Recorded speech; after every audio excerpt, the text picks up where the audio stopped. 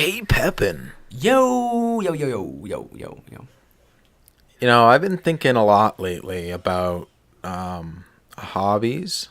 Hobbies? Like, what kind of hobbies? Stamp collecting? Are you a stamp collector, Steve? I don't see. I think that's not really a hobby to me. Well, it's a hobby for some people. Don't. No, no, no, no. Yeah, Steve, don't be judgmental. So, I'm not being judgmental. I just think that by definition that's not a. You know what? We need to talk.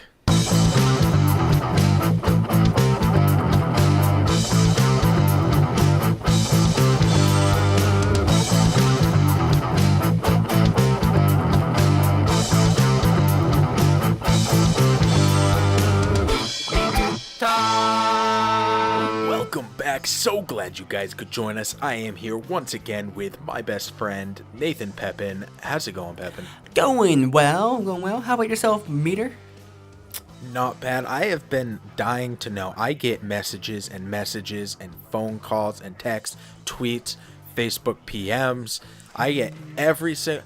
One time I got a carrier pigeon coming to the door, bringing me a note saying, "What's going on with the candle?" The candle? The candle is. The candle. I was a little caught off guard. So, the candle, I did have the last podcast. We didn't actually bring up the candle for the last podcast, but it was present. It's actually recently gone extinct.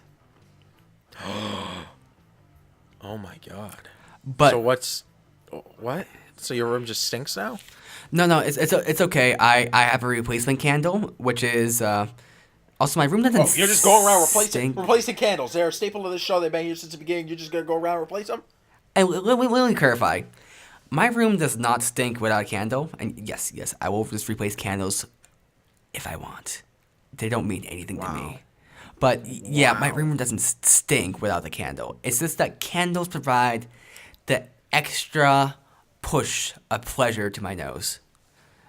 You're a candle fascist. That is a little extreme. I will admit, but I'm not gonna say it's not accurate. So enough about candles, Nate. That's all you ever want to talk about. So tell me about hobbies. What name three hobbies? 3 hobbies. Well, there's some stereotypical ones. There's stamp collecting. There is coin collecting. Those are like 2 kind of stereotypical ones. But there's also like activity hobbies, like music, when you're playing guitar, playing bass, making music, or skiing, dancing, jazz hands. Jazz hands are hobbies too. That's not a hobby, Nate. That's a way of life. I think you might be right. Yeah. Stamp collecting and coin collecting are not hobbies. So like about every TV show I have watched bring up stamp collecting and coin collecting as hobbies. They're not hobbies. They're investments. Well, investment can be a hobby though. No.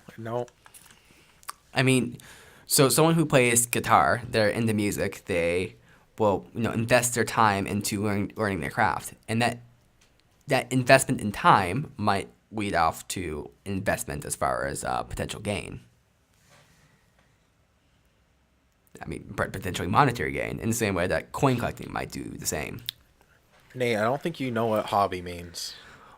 Okay, Steve, define hobby for me. A small horse or pony. Is there like a secondary definition there? That's a definite definition of hobby. Oh, okay. For sure. What is the other definition of hobby? A regular activity that is done for enjoyment, typically during one's leisure time. Okay. Is the argument that stamp collecting... Let's focus on one. Let's say stamp collecting. Is the argument that stamp collecting is not enjoyable? The argument is that it cannot be considered leisure time if it's something that you're making money doing. See,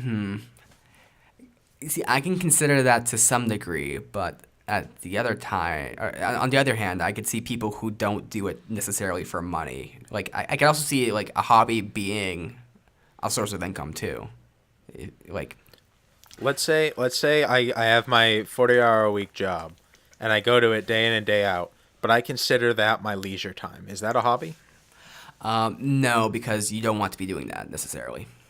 No. I do want to be doing it. It's fun. I mean, but you wouldn't. It's for enjoyment. It's not something you do for your job. Yep. That is hypothetical.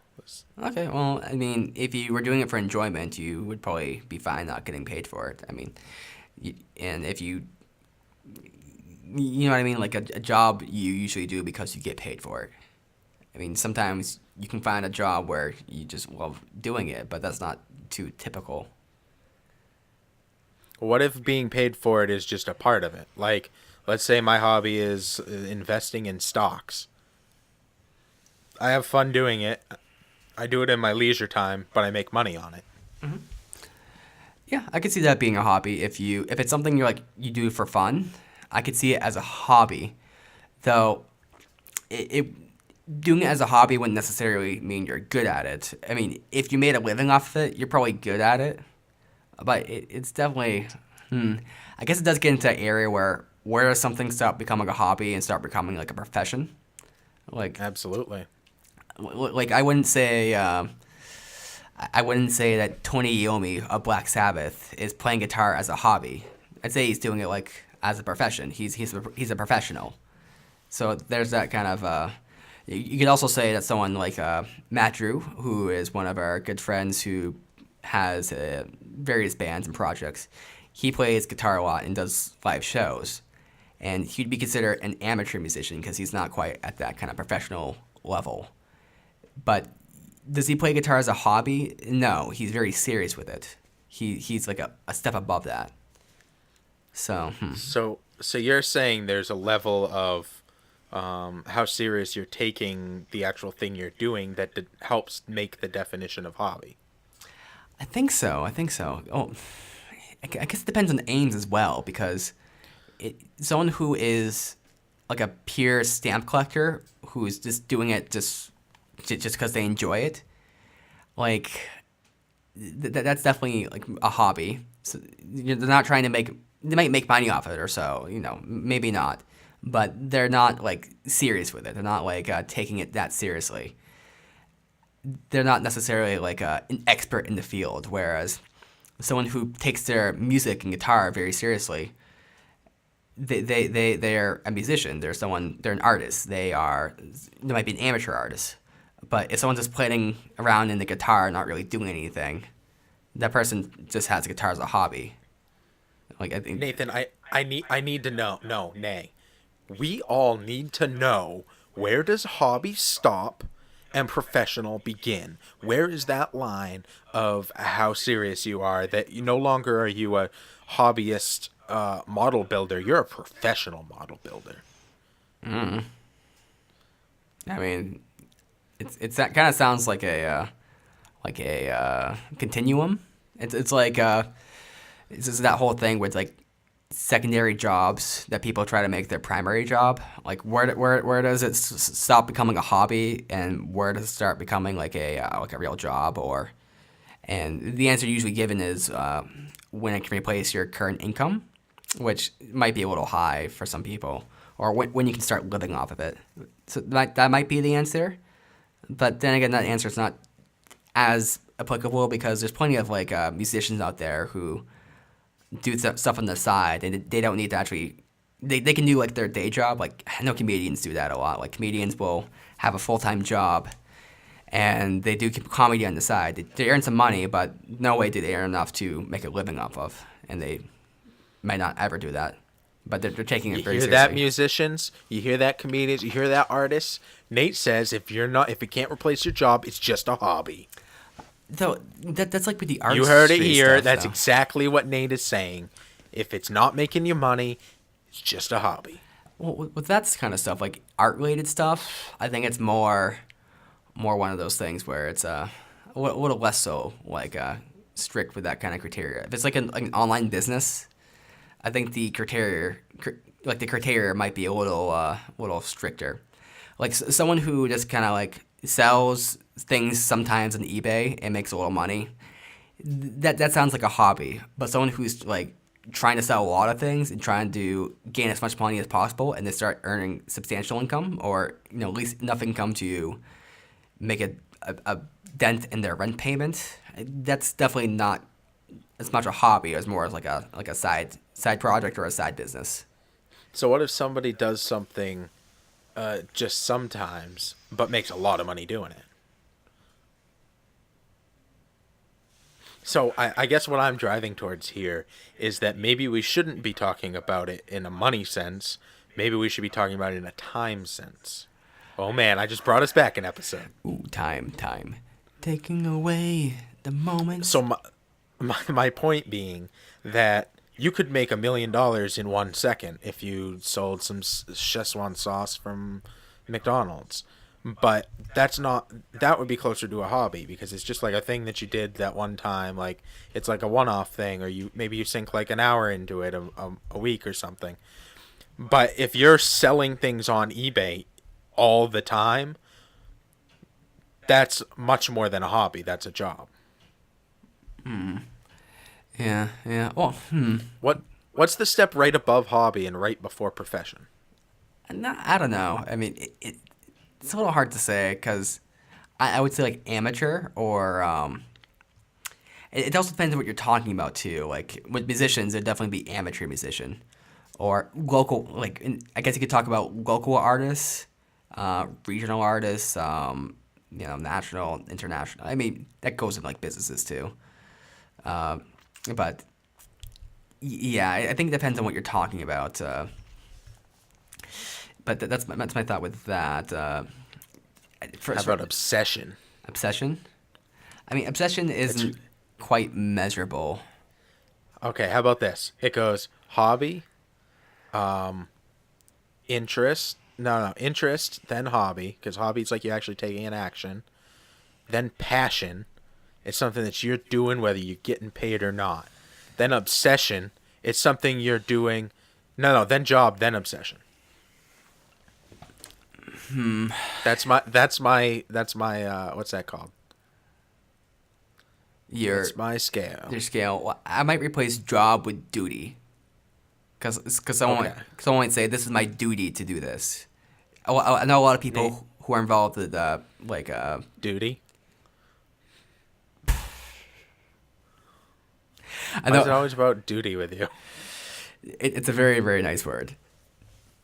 But I know a lot of people who are involved in communities and charities and stuff like that. Even if they're getting like a full income from it, they will say it's their duty to serve the community, or it's their duty to provide this service. Like they feel like it's their responsibility to do that, and that they need to be doing that. So it's a bit more than just a hobby, something they're doing for fun, or something they believe in. It's like something like they it's like an inner value of themselves.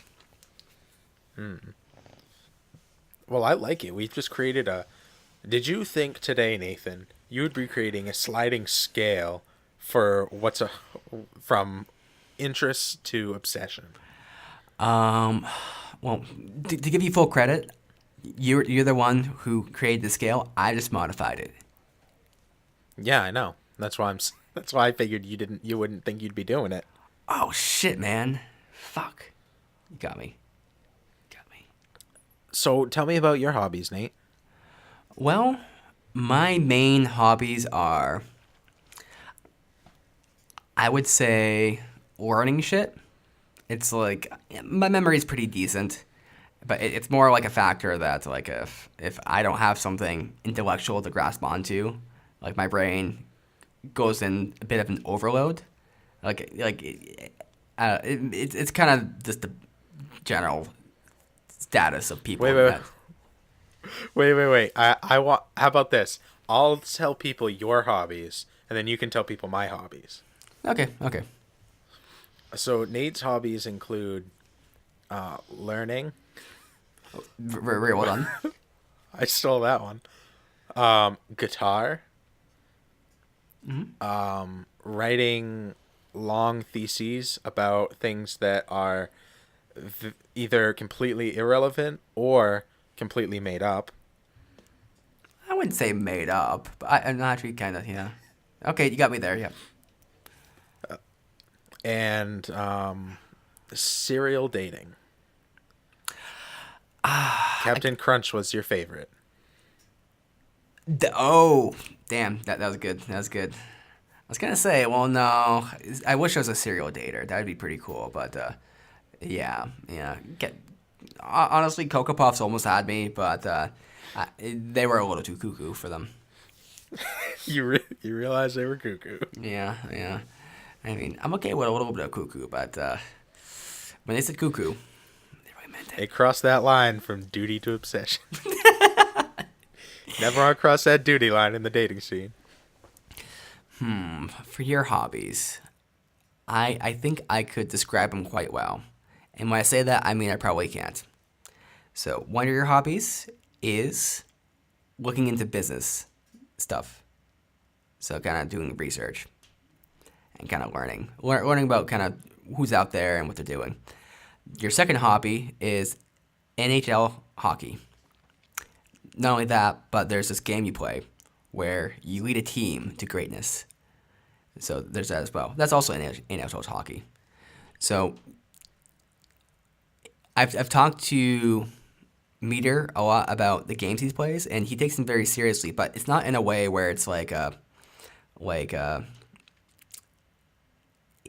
it's very cogent and intelligent.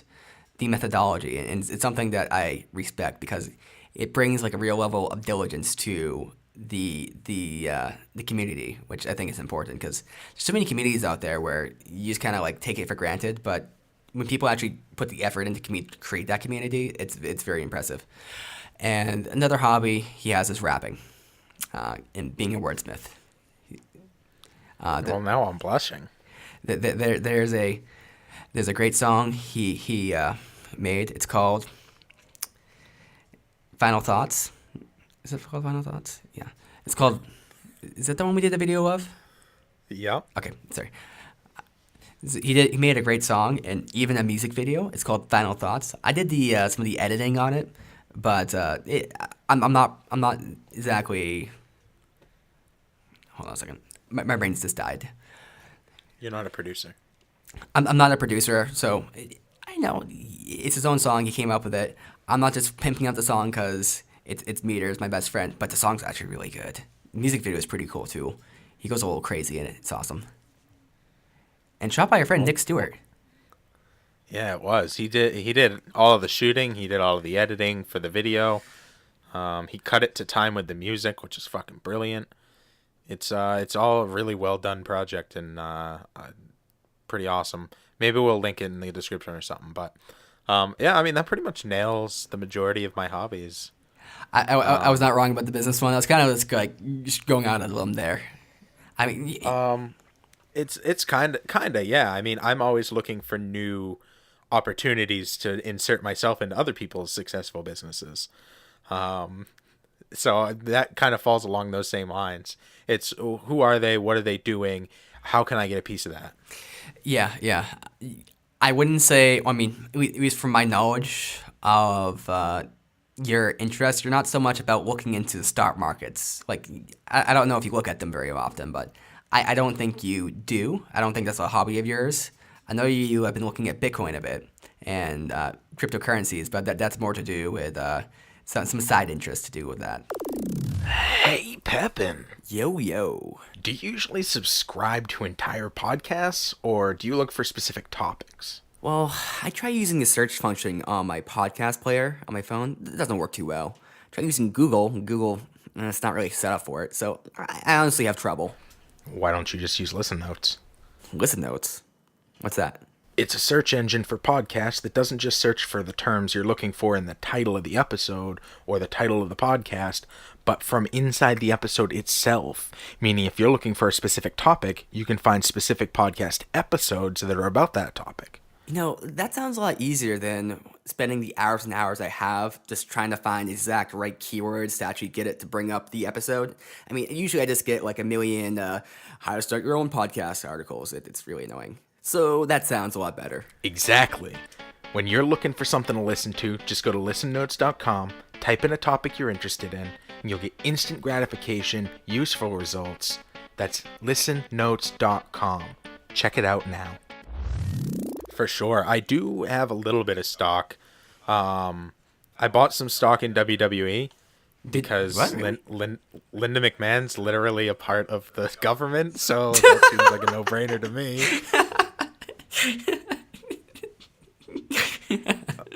When Kodak announced their that thing they were making for Bitcoin, I bought some stock in them because though it spiked and then dropped, and I caught it as it was dropping, I believe that it will spike again when it's actually released, and then I'll be able to capitalize on that and actually sell it. Plus, they do dividends, which is always great. And I bought some Nokia for the same reason. They have I like the little guy. There's a chance he could be bought out.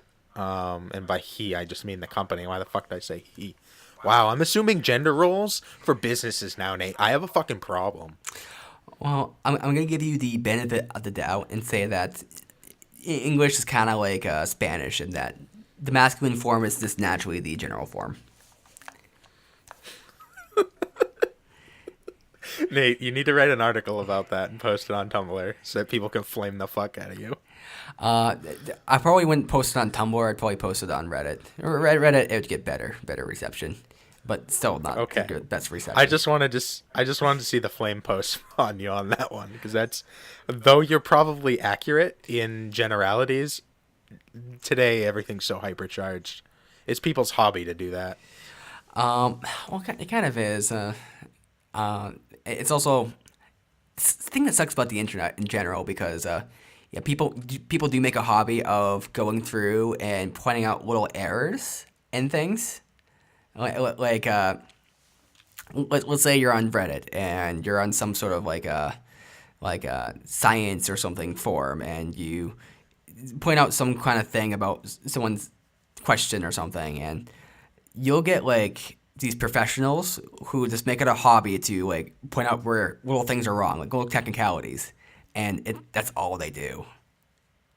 It's like, yeah, I knew that. I'm just trying to make a quick little Reddit post here. I'm not trying to write a novel. But Nate, you're not allowed to make little, cute, quick little notes. You gotta. It's all or nothing, Nate.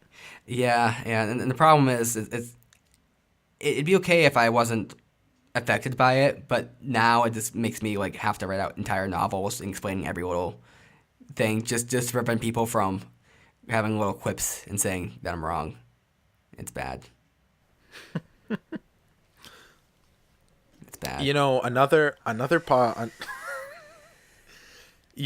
hobby of mine that I think you'll agree with, Nate, is podcasting. Yeah. Podcasting, it's a hobby venture. I consider it more to be a side project myself. Nate, how many side projects do you have? I have many. Many aren't finished though. That's the problem. Are side projects a hobby of yours? Not really. I would argue that each side project is a hobby in and of itself.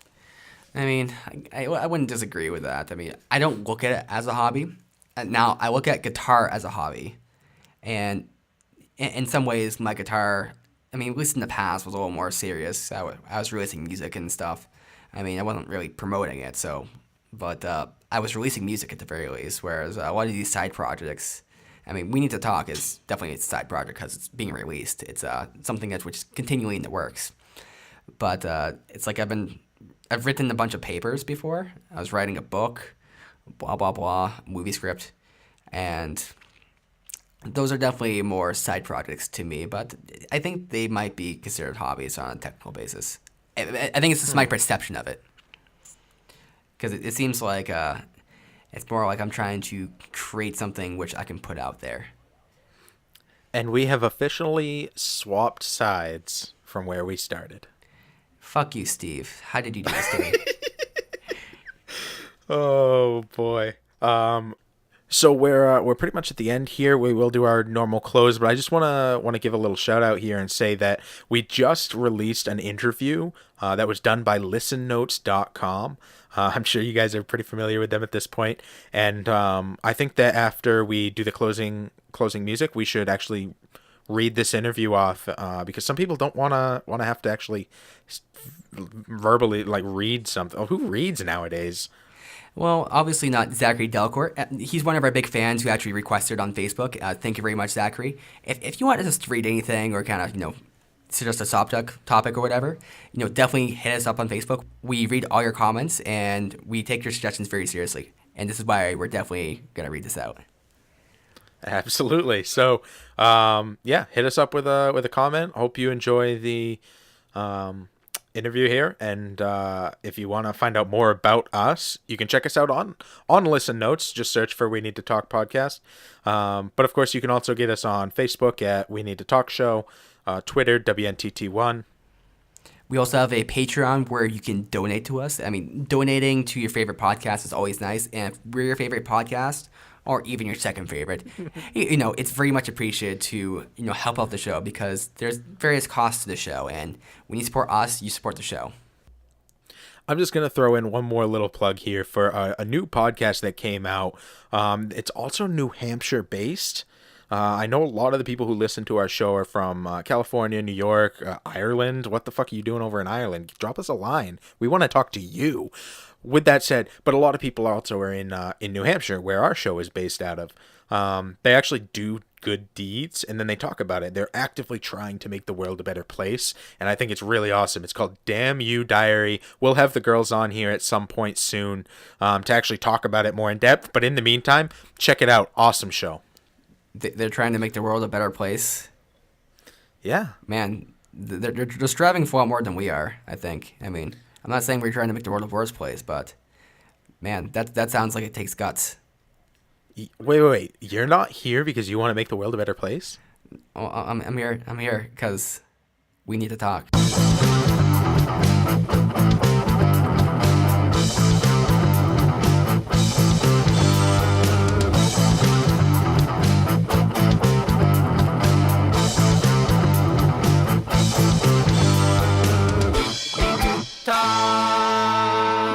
Welcome back. So glad you guys stuck around. I'm here with my best friend, Nate Pepin. How's it going now, Nate? Still doing well.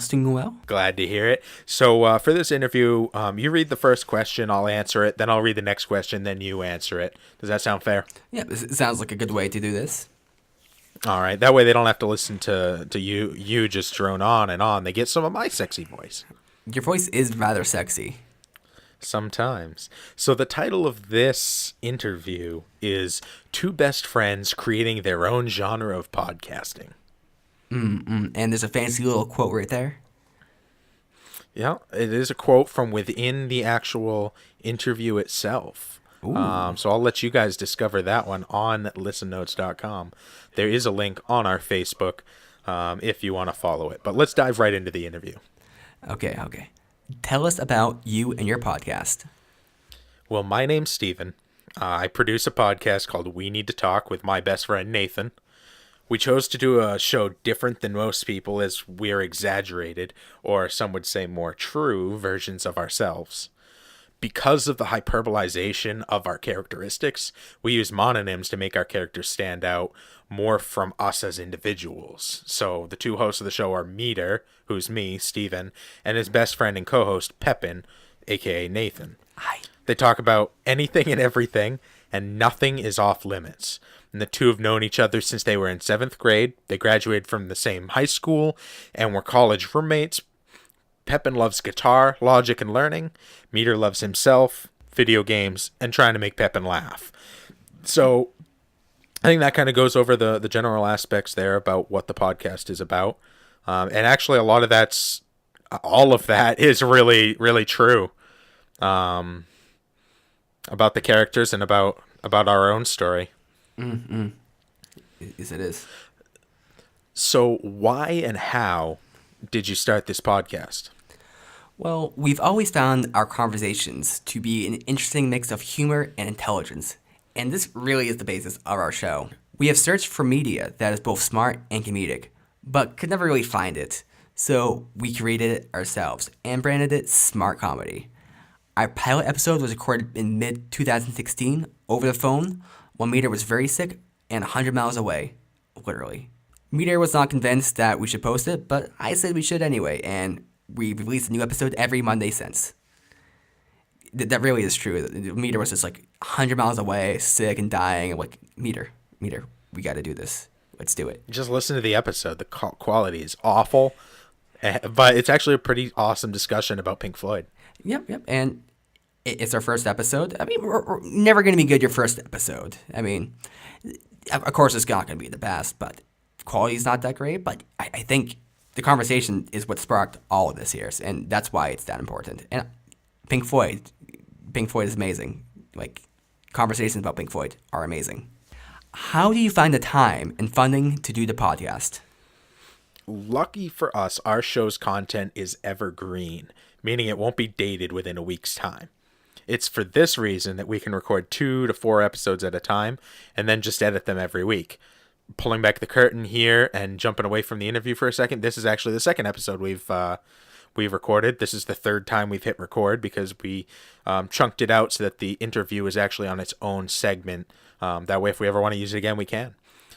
It is, back to the interview, it's helpful to have shows, quote, in the can, if you never know what life will bring, as you never know what life will bring. This is how we work around the time. Pepin and Meader both take turns editing and uploading episodes to accommodate and complement each other's schedules. Funding is all paid by Meader out of pocket. Meader does have big pockets. Like a big old pockets. Let all the money fly right out. Then I can use them as a parachute. So Nathan, what do we gain from podcasting? Me and Meader have similar but kind of different perspectives on what we gain. I mean, Meader, to be honest, he just likes to hear himself talk, so that's a big gain for him. But he also likes having conversations, as do I. So we really value the conversations we have, and we both think that there's a lot that we can put out there. And having people listen to our conversations is a big thing we gain. And also having people interact with us, this makes us kind of feel warm and fuzzy. It's really quite amazing. This is like the internet. I might be a little less emotional, but definitely kind of having the support from the audience kind of makes me feel kind of giddy on the inside.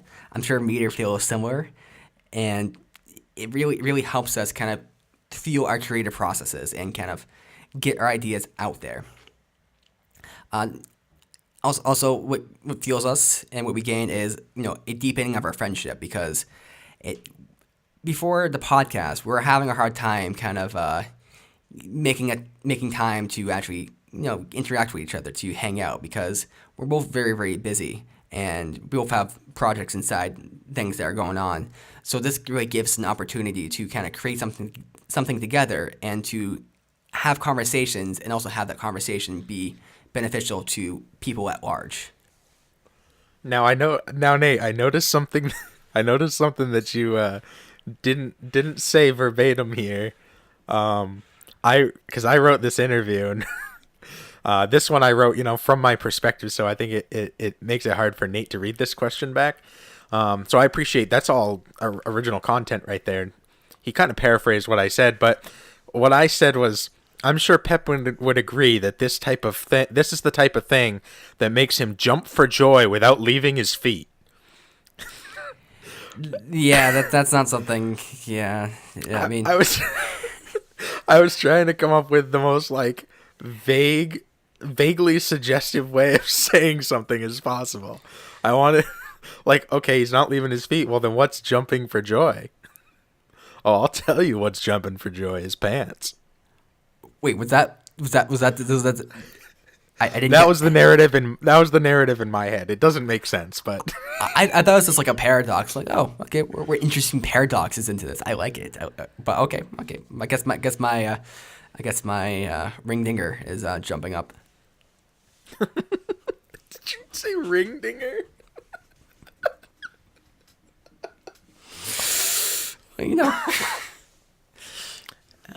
And just because it's such a sweet thing, I'll explain why why I do this too, and what I gain from podcasting.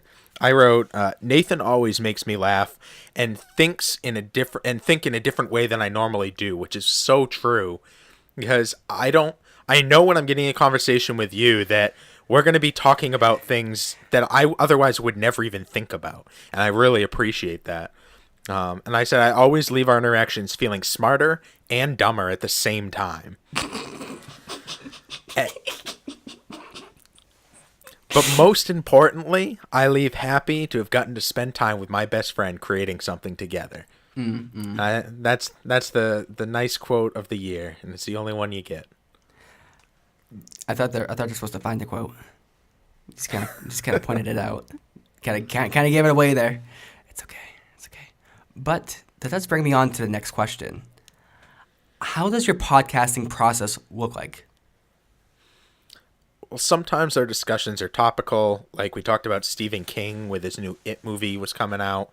And every year we pick a random holiday and do a, quote, holiday special around that holiday. Last year it was Halloween. We did an 1.5 hour long episode about ghost stories. We had several guests. But most times we just bring up a topic idea we think we have enough material to talk about or think the other will find interesting, and then turn on the mics and start talking and see where the episode takes us. This entire episode started out with Nate saying, let's just talk about hobbies. And I said, okay. And then we turned on the mics and we talked. We record with Meader NW700s with pop filters and shock mounts, except Pepin, it was a very fancy and expensive condenser microphone. Do you want to tell a little bit about that? Yep. It's a MXL 990, and to be honest, all of our mics except for the blue one we only use for the fourth guest are condenser microphones. But this is a very nice condenser microphone. It's used a lot in professional vocal recording. It's one of the more budget-friendly ones. It's about $99 on Amazon, or $120 sometimes, but it's definitely a great buy. I mean, my voice, I think, sounds nice and silky smooth. Now, with this said, if you want to go for the if you want to go for the newer NW700s, those are also very, very good quality. I'd definitely say they're a bit better with female voices because they capture the higher range better than the lower range. It's not to say that the lower range sounds worse, but definitely the higher end microphones will capture a lot of the bass a lot better. So they're especially good for people with low voices. And this, my friends, is why I will never be able to do this podcast by myself. So we have set up some minor soundproof. We have set up some minor soundproofing that was on sale on Amazon in 2017, and a Tascam audio interface. I have a small little one with 2 inputs. How many does yours have, Nate? Like 12? Yeah, it's got 8 mic inputs, 2 line inputs. I mean, instrument inputs, and then it's got 6 line inputs. Let's put it that way. And those line inputs can be made in stereo if you want to. Though technically any input can be made stereo if you have the right software. And most times one of us is going to travel to the other. It's about an 1.5 hour car ride one way. But sometimes it works better to record remotely like we're doing right now, in which case we either use Skype or right now we're using Facebook Messenger to communicate. And then we each record our own audio and mash it together. For editing, we use Studio 1.3. That's Studio ONE, and then the number 3. It's the third iteration of Studio One. We take turns editing, and it takes 1 to 2 active hours to edit each episode. Nate edits way more than I do, but I think it's started to even out a bit more recently.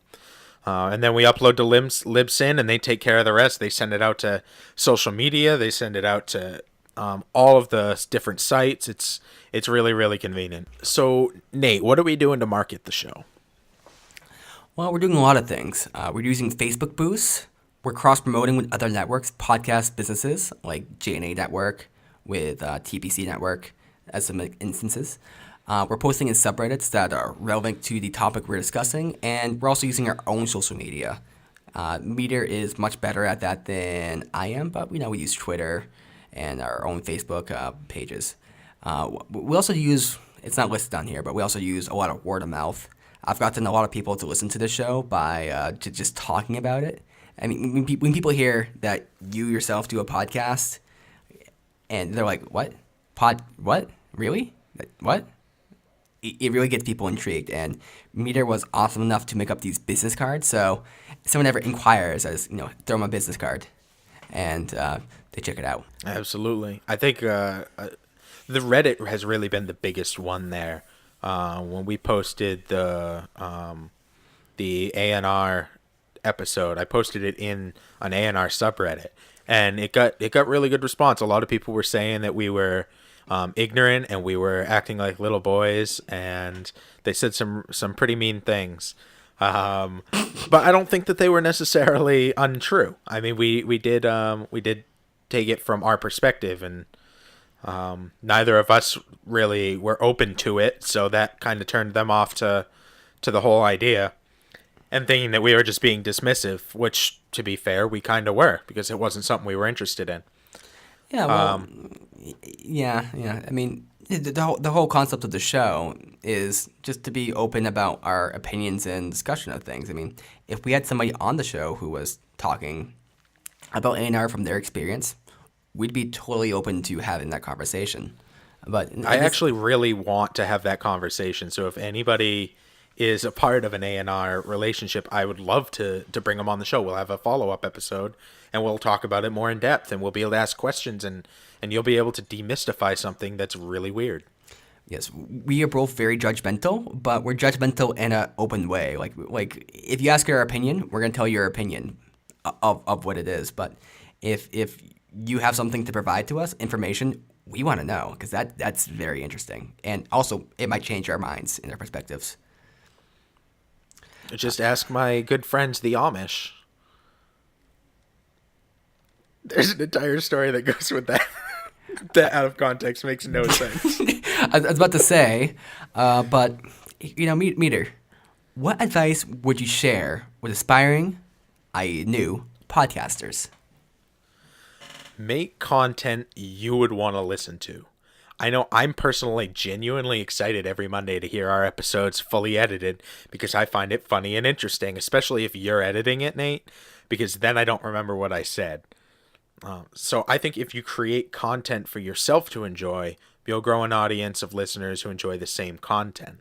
My friend Dan Kelly is a tattoo artist, Manhand Dan's in Sanford, Maine. Check him out if you ever need a tattoo. Venom Ink if you're in that area. But with that said, that's something that him and I were talking about is art in general, because he's an artist, and that was something he said. It's like, I make art for me that I think is cool, and then other people just found me, and like now I actually have a following, and people pay money for my art, and it's just stuff I want to create. And I think that's just as true in the podcasting world. Make your own podcasts either about or with someone you love, or ideally both. Yeah, I'd agree.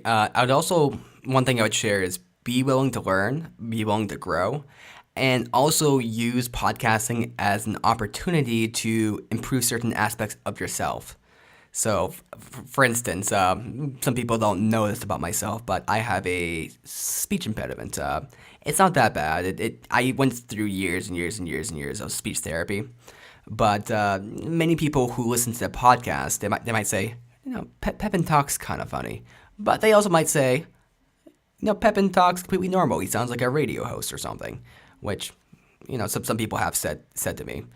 And use it as an opportunity to work on yourself, work on your clarity of thought, work on your ability to speak and how you speak, your confidence, and also use it as an opportunity to kind of learn how to reach out to people and talk about subjects that you wouldn't quite expect to talk about. I think that's very well said. The last question of the interview is just about where can they find out about us. We already did that one, so we can skip it. No. Is there anything? I want to do it. I want to do it. Is there anything else that you'd like to add in place of it, Nathan? Okay. Well, we definitely love you guys, and we're definitely love being a part of Listen Notes. This is a great venture, and it's great that we have this on here. So that, if I know you already just like heard us listen to it all, or I know you just heard us kind of say it all, but if you want to read this, just go to this listennotes.com, and you can find it on there, and you can read it verbatim. You can actually watch us, watch the words go by the screen and actually follow along with it. I mean, we kind of go off script a little bit here, but it's okay. We went off script a lot bit, and I think there's some things in there that we didn't necessarily say. And there are some things that we paraphrased, and there are some things that we added. So it's definitely worth a read. But either way, I'm glad you guys are interested. I'm glad we have such a great following, and I look forward to continuing to do this. Yes, Gizmo. We need to talk. Do you love gaming? Well, so do we. That's why we think you love 3-Player Co-op. 3-Player Co-op is a podcast where people talk about games, discuss life, and have fun. You can find them at tpcnetwork.com.